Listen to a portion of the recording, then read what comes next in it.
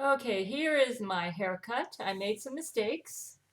This was my attempt at a graduated bob, which means I tried to put layers in evenly. It obviously has not come out. First of all, the line going from here to here is a little too steep. I'm a soft classic in my hairstyle, and I should have the line starting right about here and then going down a little bit more gradually. This is a little too steep of a line. So what I'm going to do is let all this grow out. Also, I made mistakes in cutting and I didn't blend the sides and the back very well. And I know what I did wrong, and so I just need to let all of this grow out. And then once I do that, then once I let all this grow out, let my mistakes grow out, then this will look much better.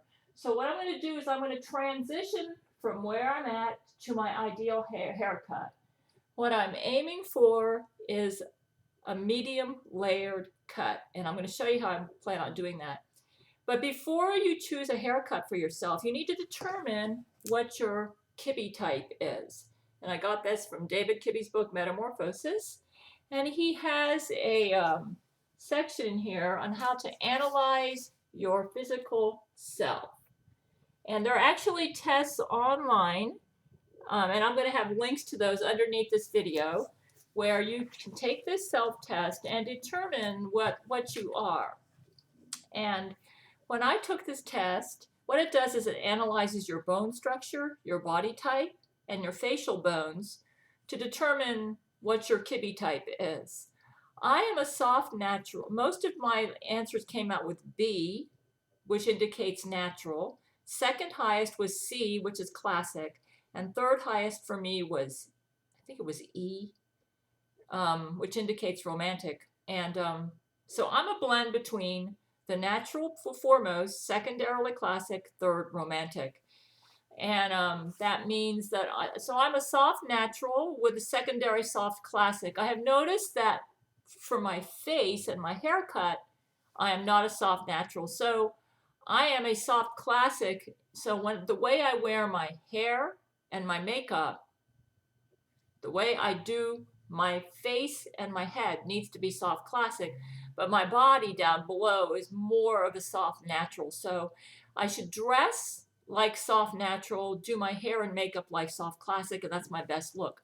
So I'm going to as I already showed you a picture of myself with my dream haircut. And here's how I plan on getting there. And I'm going to try to do this all myself. Jesus has forbidden me to go to beauticians. And that makes him seem kind of mean, but Jesus is never mean. So I've noticed when I go to beauticians, I tell them how I want my hair cut. And it's like they deliberately don't cut it in the style that matches my clothing personality. And actually, a bob haircut, it looks good on me as a soft classic, but my bob needs to be fixed up. So I'm going to, what I'm going to do is I'm teaching myself how to cut my own hair, and I've got some videos underneath. What I'm going to on how that I've been watching to show me how to do this. What I've noticed, what's really important when you cut your hair. Okay, first of all, you need to determine what your type is. And like I did an analysis on Camilla Alves and Lori McBride. Camilla Alves, I did the Kibbe test for her. She's a dramatic. So when she dresses up, and she's a very strong dramatic. She doesn't really have any secondary classic or anything else. She's a very strong dramatic. So Camilla Alves, when she dresses to her best advantage, and she's an Ottoman coloring, she needs, and to determine your coloring, I would refer you to Color Me Beautiful by Carol Jackson, CaroleJackson. She's got a really good book on that. And you could probably find stuff online as well. And I'll have links for that underneath this video. So you determine your coloring and your Kibbe type. And then you put the two together and you can come up with your best look and everything. And your makeup, everything. Shoes, handbags, clothing, how you do your hair, how you do your makeup. They have advice and all that. So you do it according to your type, and then you come up with your best look. So you may say, what about this bob hairstyle? This is not bad. I came very close to my best look for hairstyle, but I am a soft classic, which means I've got a romantic undercurrent. romantics need some softness and femininity to their style. So my hair needs to be a little longer, medium length probably. But because I have a classic, I would go with about medium length. My ideal haircut is the one that I showed you, and I'm going to work towards that. Okay, so I'm showing you what I did with Camilla too. If you look at Camilla, as I showed her the way she dresses. Camilla's trying to be a romantic. She's a dramatic. So when I redid her over into dramatic, I made her look true to herself. She's much more sexy when she tries to be herself instead of trying to be something she is not, which most Jesuit women are obsessed with being something they are not. They're not authentic. And so when you look at them, they look fake. You look at their pictures. Of course, most of their pictures are photoshopped anyways. And the difference between my Photoshop and theirs is I admit my Photoshop and they don't admit theirs. Anyways, so you find your Kibbe type. I'm a winter in coloring. I am soft classic for my hair and my makeup, soft natural for the way I dress my body, neck on down. It's my best look. Okay? So, like I said, this is actually in some ways better than the cut I had before, simply because my beautician was cutting me in too, how should I say, blunt of a style. And classics look good with blunt, but I'm a soft classic, so my blunt needs to be soft. Kind of like, not a line going like this, but more like a curved line, but not a severe curve. See, I've got a little bit too severe of a curve here. A severe curve is more dramatic. Dramatics are very severe in their cuts. They look good in those cuts. If I was a dramatic, this haircut would probably look excellent on me. I actually have a little bit of dramatic in my face, but not much, so I can kind of get away with this. Anyway, so here's how I'm going to work to my ideal haircut. I'm going to probably do a graduated bob. Check the links underneath. And I'm going to follow the beautician's advice and cut my hair into a graduated bob, which means this is all going to go down. I'm going to have a blended, layered look going in like this. Okay, kind of like this. And that'll be my transition haircut as I work to my dream cut. My dream cut, I'm going to need a length down to about shoulder length. And it's going to be a medium layered cut. And I have a link to that. Now, once I get my graduated bob cut, I'm going to let it all grow down until it gets to shoulder length or longer. And I'm going to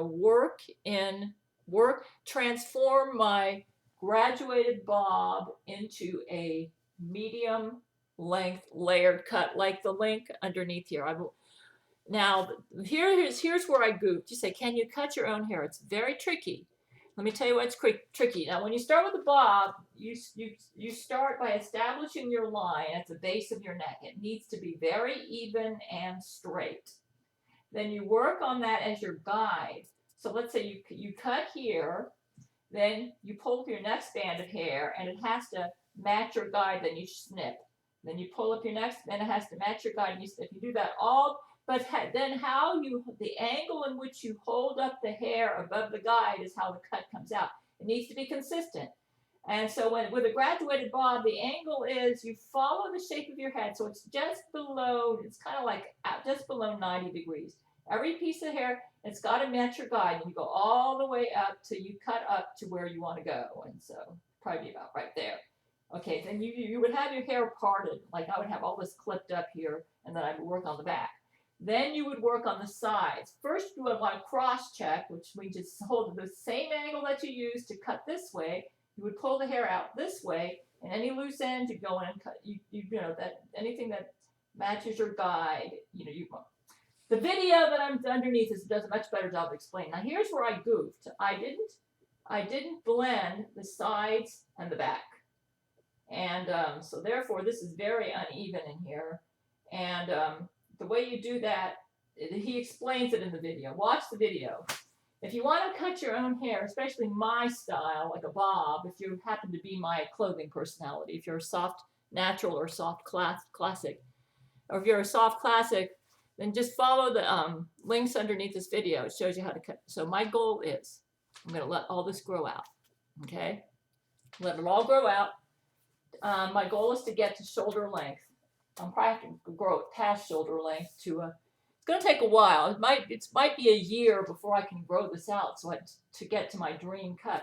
Once I get shoulder length, I'm going to do a medium layered cut, which means I'm going to establish a guide. I've learned the trick to cutting your own hair.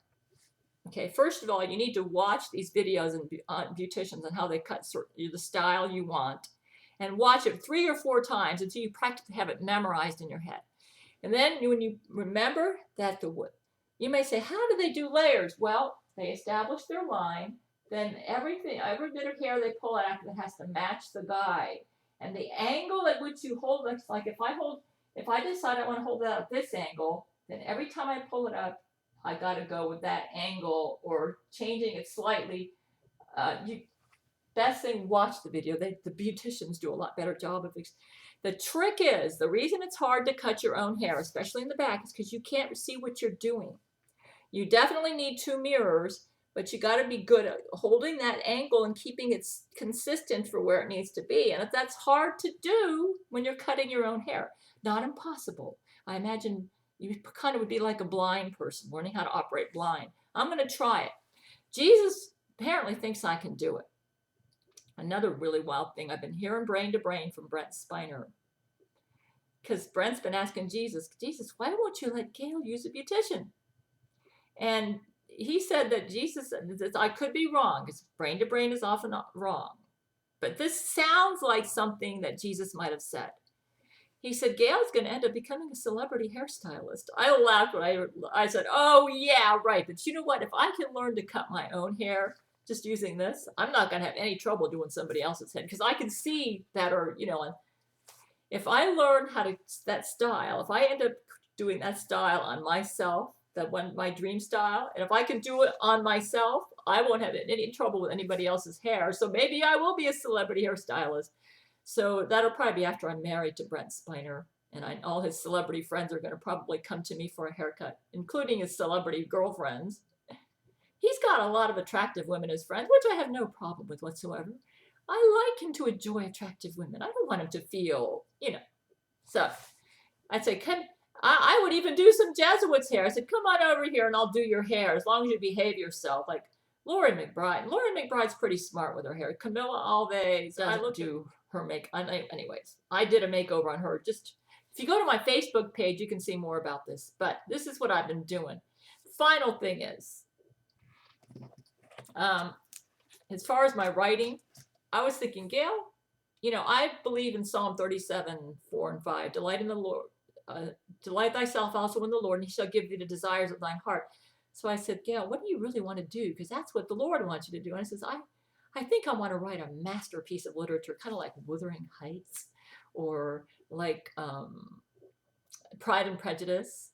So I went and got my 2 favorite fiction books out, and I said, is my writing as good as this? And I thought, I don't think so. I went and looked at my current project, and I couldn't believe how good it was, especially the scenes between Jesus and Satan. I thought, this is as good as Jane Austen's Pride and Prejudice, girl. You botched it, though. Though when I started going into the chapter with the history of my Japanese ancestors, it started getting boring, and I thought, aha. I said, that was why Jesus, the Eternal Bridegroom, was so good, Gail, because you were using your own voice. You weren't trying to borrow from another writer's writings, okay? So here's what I'm going to do. For my next book, I read that. My scenes between Jesus and Satan are absolutely fascinating. I've got those 2 characters down pat, man. What I decided I'm going to do for my next book is every scene I'm going to have Jesus and Satan at each other. And every scene, while I'm going through the history of my ancestors, and that's how my next book's going to be done, it's going to be better than Jesus, the Eternal Bridegroom. This will be my best work yet. I understand Satan and Jesus down to their core, man. It's going to be fascinating character exploration. So that's my next book. It's going to take me a while, so you're not going to, and I'm going to kind of hold off on my audiobooks because my heart's really into this next book right now.